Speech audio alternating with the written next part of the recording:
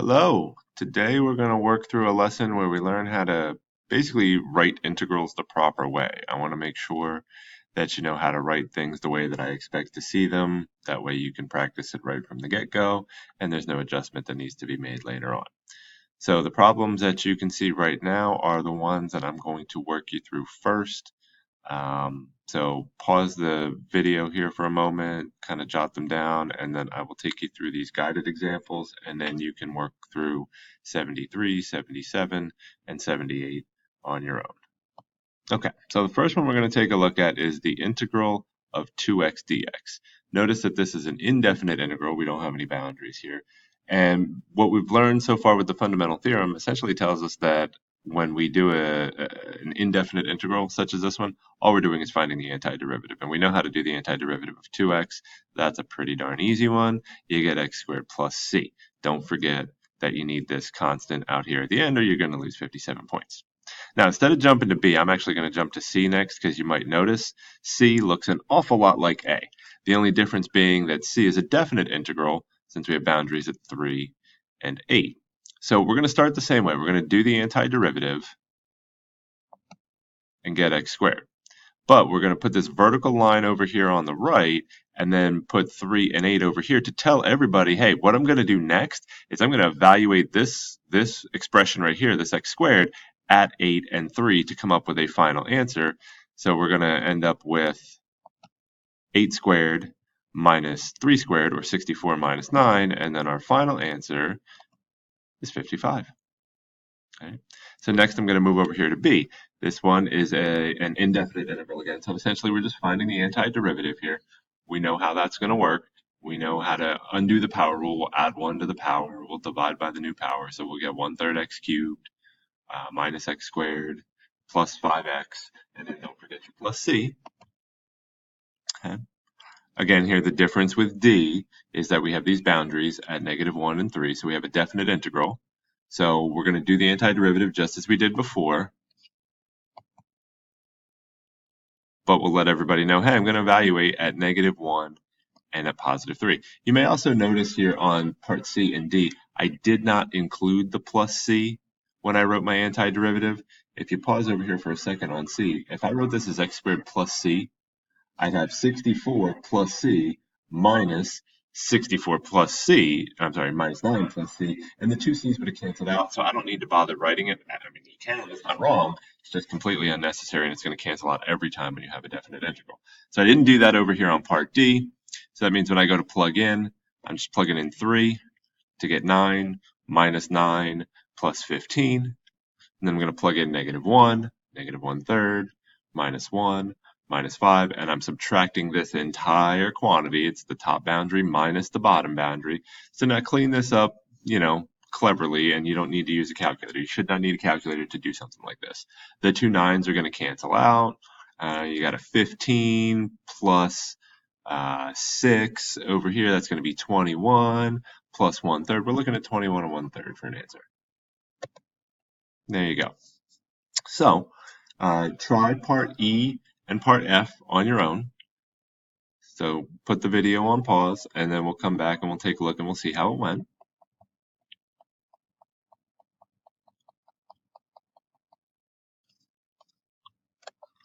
So here with E, you can leave these as two separate integrals if you like, or you could combine them together into one using one of those properties we talked about last week. You can see I chose to combine them into one. Then I'm going to do my antiderivative, vertical line, the evaluation, and we're going to go from there. Again here, be clever about how you do this. 45 halves minus 5 halves would be 40 halves, or 20. 20 plus 9 is 29, minus 1/3 is 28 2/3. You can do that without a calculator. I believe in you. For F, I got a couple of options up here for F. Option number 1, for those of you who just want to go straight ahead, you find your antiderivative. Endpoints, notice that the endpoints are sort of out of whack. The bigger ones on the bottom and the smaller ones on the top. And so that when we end up subtracting here, we still follow our same rules. We plug in the -2 first, we plug in 0 second, and we subtract in that order. So we end up with -5.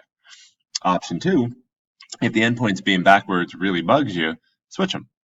put the negative out in front using another one of those properties we talked about from last week, and progress through. Here your negative sits out in front the whole time, and you still end up getting -5. The answer is going to be the answer. It's just a matter of which way you're more comfortable getting there. So what that tells me is that if I were to look at this area on a graph, it would be area that's underneath the x-axis. All right. So next up on your agenda for today are problem 73, 77, and 78. Pause the video, come back when you're finished, and I'll show you what I got. So for 73, we're trying to rewrite as a single integral. So we're using some of our properties from last week. In part A, notice that the boundaries are the same, so we can just simply combine the insides, the integrands, into 1. For B, the function is the same, the boundaries are not. But notice that we have this meshed together point here at 9, so I can do the integral from 5 to 3 of h of x. Of course, if that bugs you, you could switch the endpoints and throw a negative out in the front. That would be okay too. C. See, we got a lot of things going on here, but we do have the same boundary, so we can just add together the integrands. I also chose to take this constant multiplier of pi that was in there for both parts, and I factored it out into the front. And if you wanted to simplify even further and write this beginning piece instead of 2x quantity squared, 4x squared plus x, I would totally be for that. If we were going to actually evaluate this, you should absolutely do that before you try to do calculus.